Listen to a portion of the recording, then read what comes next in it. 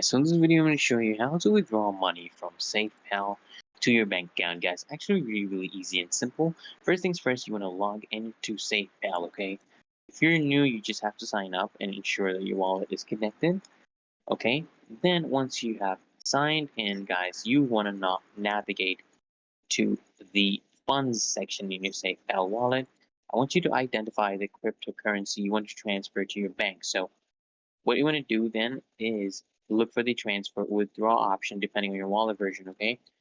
Click on the cryptocurrency one and then just click on the transfer or withdraw option depending on your wallet version. And then you want to enter the amount you wish to transfer and then just select your bank as the destination and input all the bank details.